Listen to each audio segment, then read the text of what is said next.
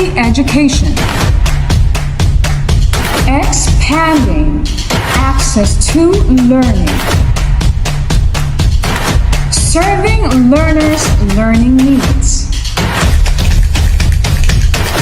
tackling challenges of the present time, supporting every learner's dream, reaching young Tagumeños where they are today.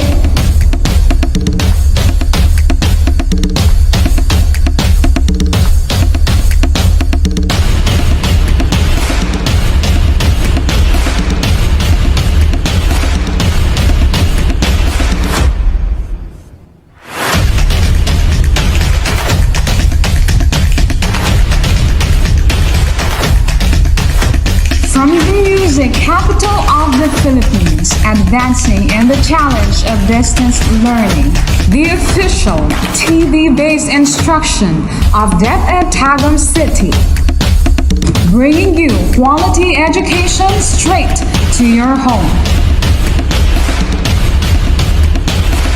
Plug yourself in. This is DepEd TV. Tara na!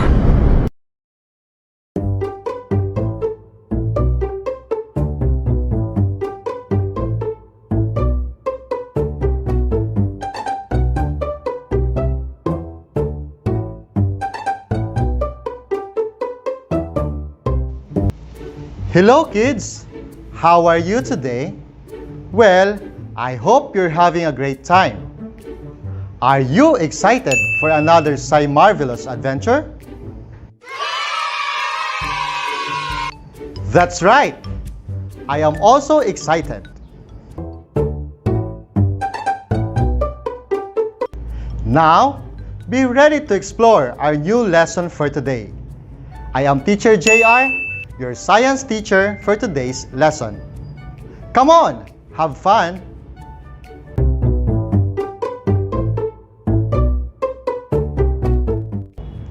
Did you ready your things? Sci amazing!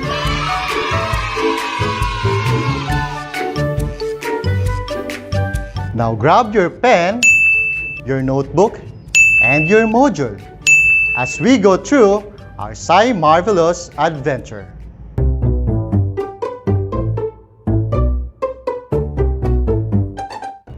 For today's lesson, you will be able to describe the effects of the environment to the life cycle of organisms. Specifically, you will learn to identify the living and non-living elements of the environment and describe the good and bad effects of the environment to the life cycle of organisms. Before we proceed to our new lesson, can you still recall the prior lesson on the last episode? Wow! That's right! Last time, you learned about the stages in the life cycle of organisms. Great job!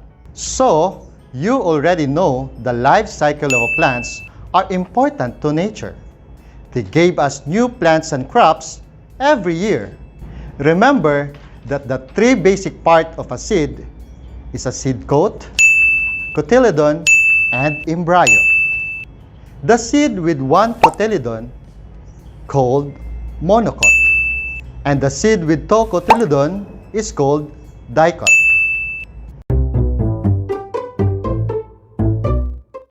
Next, the life cycle of an animal, such as insect, is considered a complete metamorphosis if it undergoes the four stages such as eggs, larva, pupa, and adult. While incomplete metamorphosis has three stages such as eggs, nymph, and adult. Lastly, the human life cycle begins in birth, infancy, childhood, adolescence, and adulthood.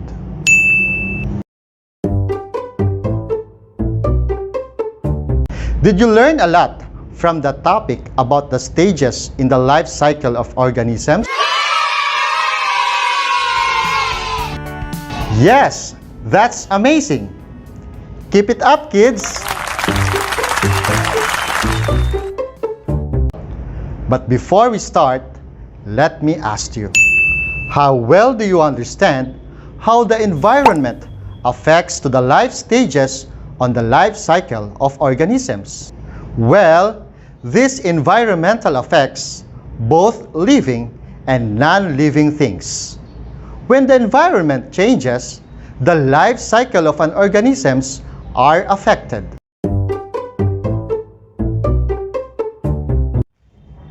At this moment, let us try to answer a few questions to test your prior knowledge about it. You will be given 5 seconds to answer each question. Are you ready? Let's begin! Number 1. What should be done with the garbage to prevent the people from getting sick? A. Take medicine. B. Throw wastes everywhere. C. Drink contaminated water. Or D. Dispose waste materials properly. Your timer starts now. What is your answer? You got it right. The correct answer is letter D. Dispose waste materials properly. Number 2. What would happen to people when the environment is clean and safe? A. Live sickly. B. Live unhealthy. C. Live happily and healthy. Or D. Live in malnourished level. Your timer starts now.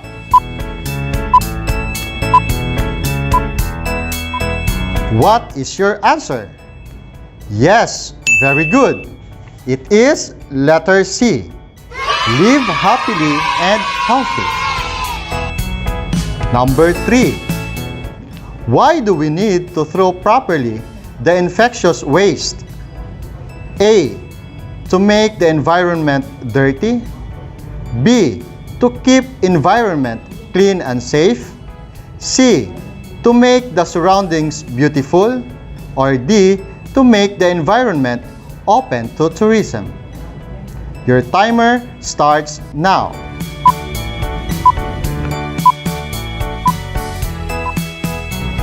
What is your answer?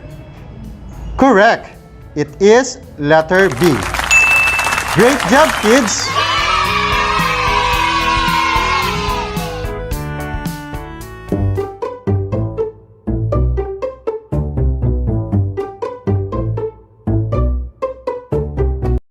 Now, kids, take a look at this.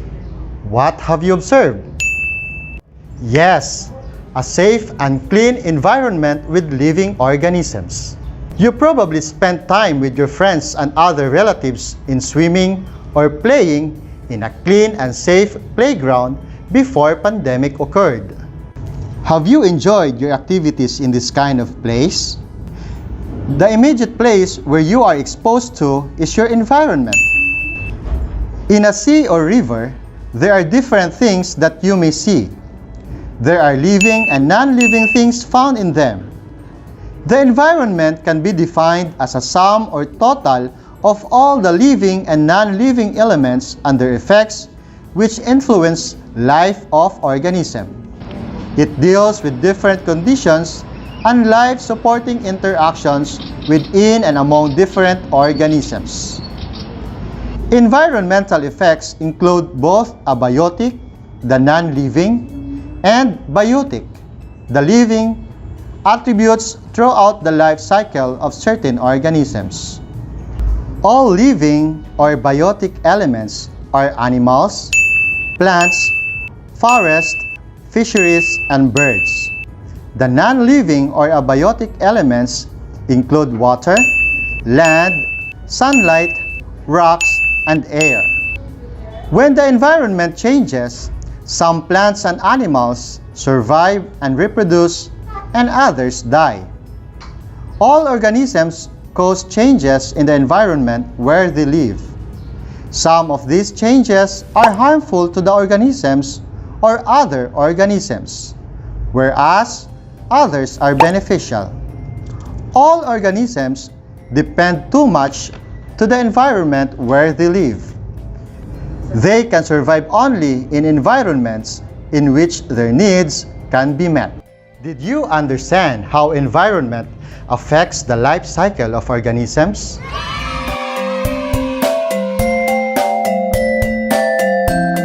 That's great! Well, environment is the major factor of how each organism is able to survive, adapt, and multiply. And it is the main reason of the existence of the living and non-living organisms with its ecosystem. Now, are you excited to play a game?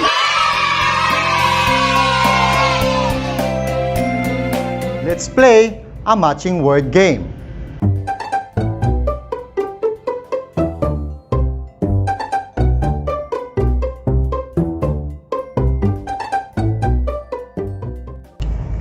Direction. Match the words and the meaning. You only have 30 seconds to play this game. Let's begin!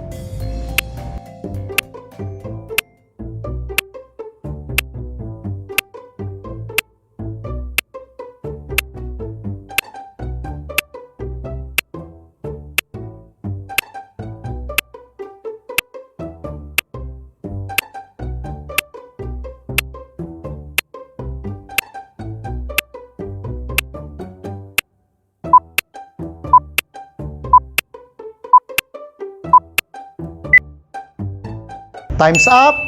Let's check your answers. Did you get all the correct answer? Say amazing! You are doing a great job, kids. At this time, let us check your understanding by answering the following. Directions. Study the table. Find the words related to the elements of environment. Write check to the column where it belongs. You are given 30 seconds to answer. Your time starts now.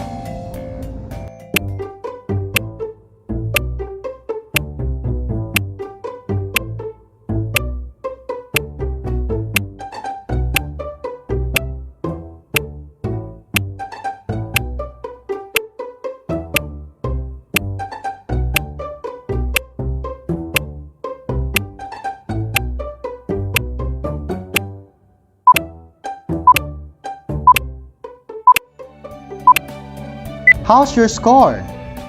Do you have the same answer with this?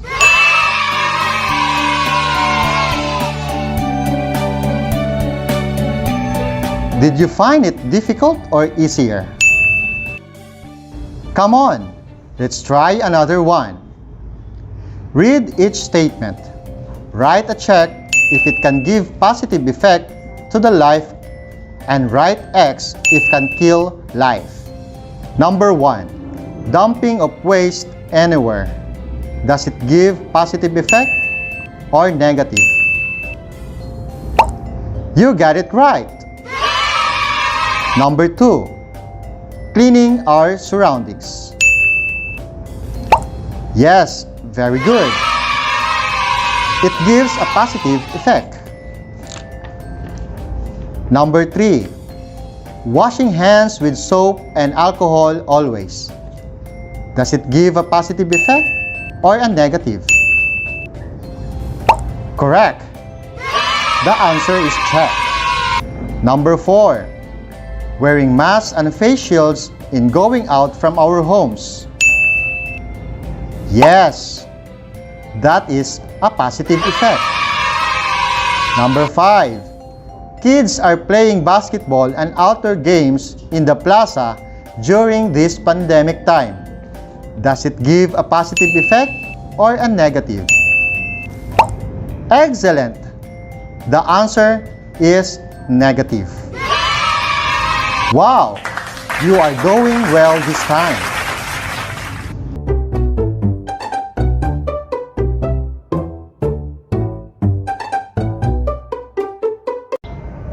How is it now, kids?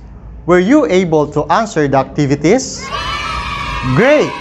Now let's watch this video.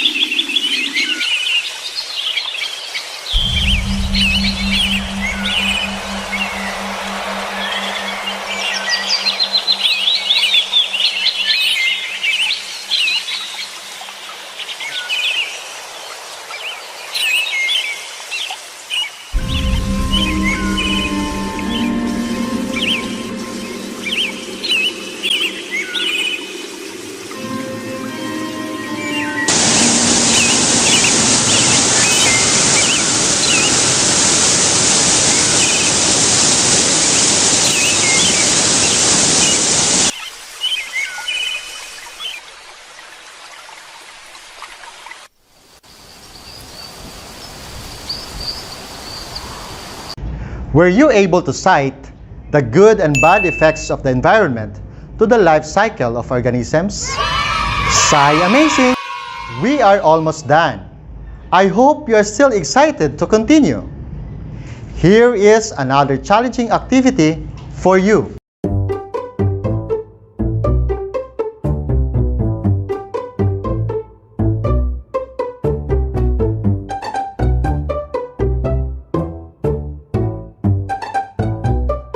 Now, let's have a recap of what we discussed today.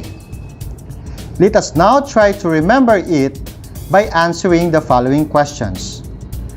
Read the paragraph carefully and fill in the blanks with the appropriate word to complete the science ideas. The environment is a total of all the living and non-living elements and their effects which influence blank of organism. It deals with different conditions and blank interactions within and among different organisms. All blank depend too much to the environment where they live. They can blank only in environments in which their needs can be met. You are given 1 minute to answer it. Your timer starts now.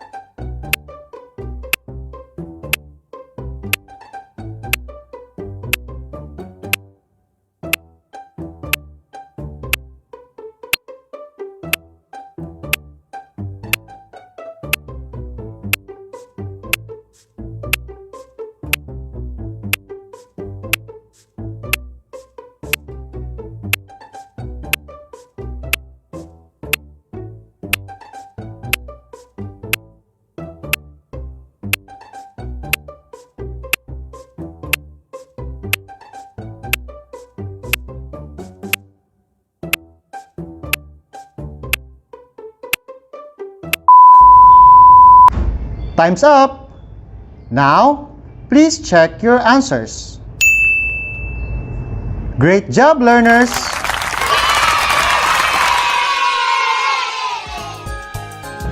Well done, kids! I know you have a hard time doing the activity, but I'm sure you managed to answer it since all of you are Sai amazing kids. If you listen carefully to our discussion, then answering your module will be easy.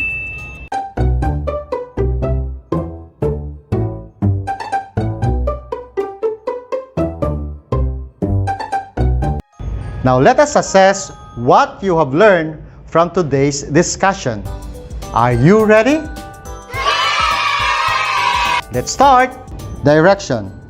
Read each item carefully. Choose the letter of the best answer. You have 5 seconds to answer each item. Number 1.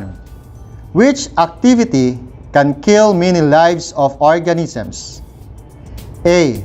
Tsunami. B. Thunderstorm. C. Cutting trees. Or D. Water pollution. Your timer starts now.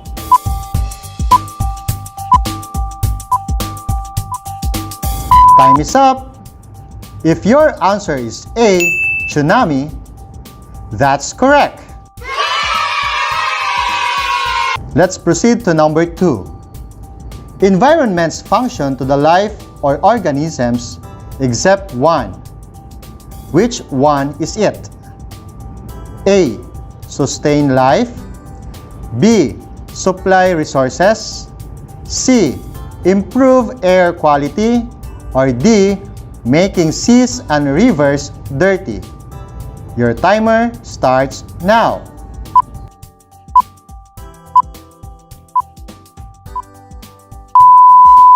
Time is up. What is your answer? The correct answer is letter D. Making seas and rivers dirty. You're doing great so far.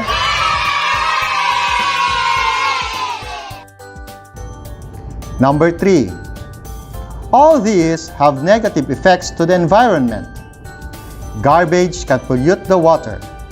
If the water is polluted, the air and soil will also be affected. This pollution will result in blank. A. Air pollution. B. Soil pollution. C. Water pollution. Or D. Climate change. Your timer starts now.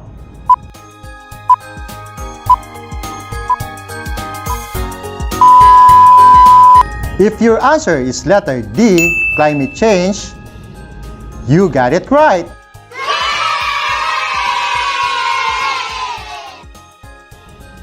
Next question. Question number 4. Which is the most harmful thing to the environment? A. Eco bag. B. Paper bag. C. Cartoon box. Or D. Plastic cellophane. Your timer starts now.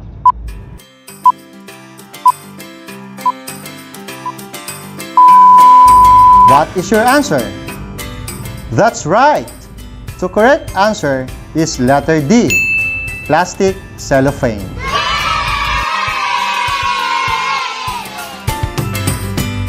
Last question. Question number 5. Which of the following environmental conditions does not affect the growth and development of plant? A. Sunlight. B. Temperature. C. Food.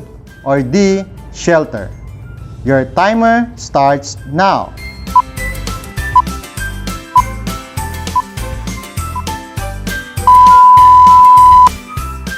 What is your answer? Excellent! The correct answer is letter D, shelter. Congratulations, everyone! So kids, did you enjoy our lesson for today? Wow! I'm glad to hear that. I also enjoy it too. I hope you learned a lot for today's lesson. We learned that environmental effects includes both abiotic and biotic attributes throughout the life cycle of certain organisms. All living or biotic elements are animals, plants, forests, fisheries, and birds, while non-living or abiotic elements includes water, land, sunlight, rocks, and air. Congratulations, kids! We're done with our lesson for today. You are all amazing!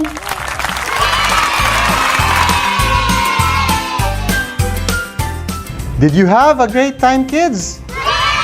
Excellent! I also have a great time with you, kids. And I'm also glad to be with you today.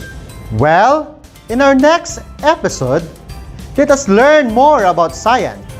Once again, I am Teacher JR saying, science isn't about why.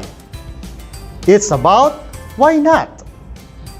Goodbye, kids. Keep safe and see you next time. Bye-bye. I love